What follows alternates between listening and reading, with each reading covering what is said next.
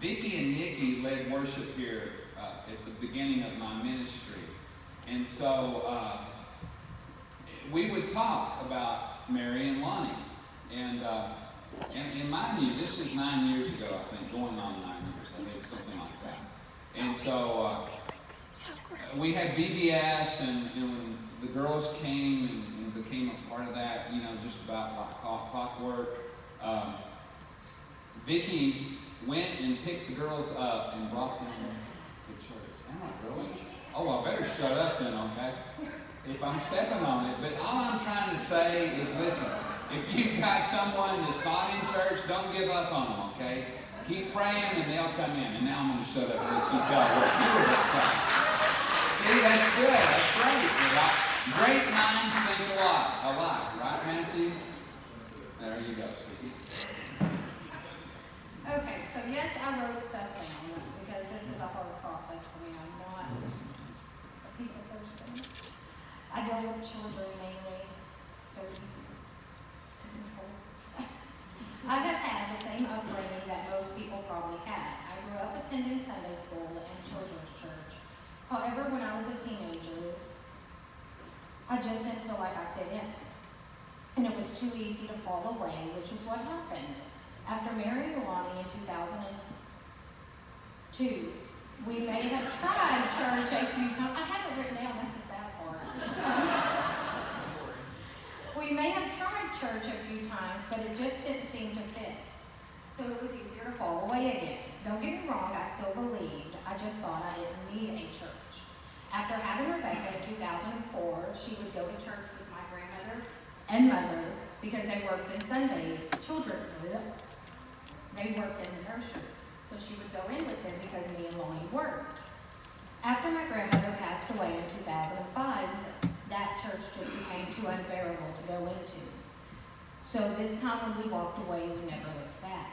And it wasn't until 2013 when Lonnie's Aunt Vicki offered to take Rebecca 8 and Maya 6 to Vacation Bible School. So I let them go and didn't think twice about it. And when she offered to take them to Sunday mornings, again I let them go without a care in the world. I just had no desire to attend a church. It wasn't until 2014 when they dedicated their lives that I realized I needed to be in church with them.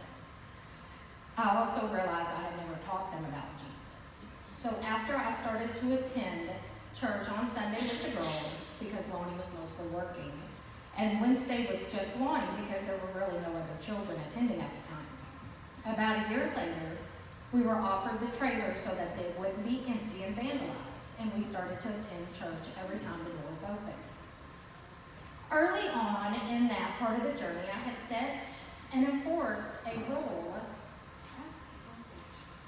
that my children could not spend the night at a friend's house on Saturday night unless I picked them up or they were brought to church on Sunday mornings. I was informed last night that rule ruined their social lives. My opinion is, if they have a problem with you attending church, then maybe they are not a real friend. You can have a different view from your friends or other people and still respect them. After a while, Rhonda asked me if I could teach children's Sunday school class, which I said yes to after much prayers and consideration. Once the youth started to come in and young kids followed, this led to teaching Wednesday nights. Around this time, the friends that remained in the girls' lives, after my rule that ruined their social life, were mainly church kids. It was brought up that they wanted to be there but had no ride. So I offered to pick them up and take them home so that they could attend church with my children. They were the only friends they had. What has kept me picking up children, which are now no longer children, over the years, is my previous lack of desire to attend church. I had someone that was willing to help me in my unfaithfulness. That would be, I guess, Vicki. My children coming to and loving this church is what got me back into going to church. When I was young, if there had been someone there for the moments of unwillingness to attend that eventually led to, well, why go back now?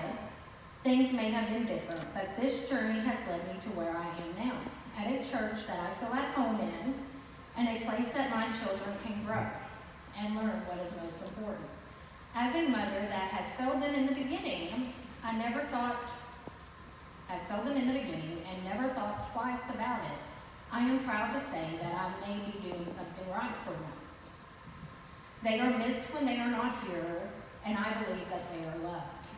Charity and Alyssa go above and beyond when it comes to keeping these kids connected and making them feel special. They have been taken out of their comfort zones and put to work for the glory of God. It is a blessing to see Rebecca up on the stage and singing. She tells me she didn't get her talent from me. When she told me, I can't sing. When she told me she wanted to drop choir at school, it greatly upset me because that is something she is so gifted at.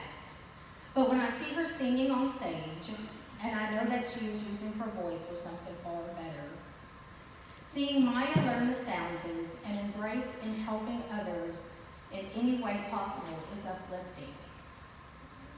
It shows me that just because you don't want to be in the spotlight, which I don't want to be in the spotlight, you can still be a vital part of the church body. As I teach Brianna and watch her develop a love for Christ at such a young age is amazing.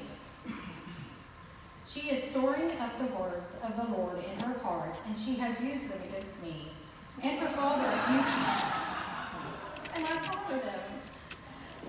For her to have a favorite Bible verse at such a young age is inspiring. Mark 10:52.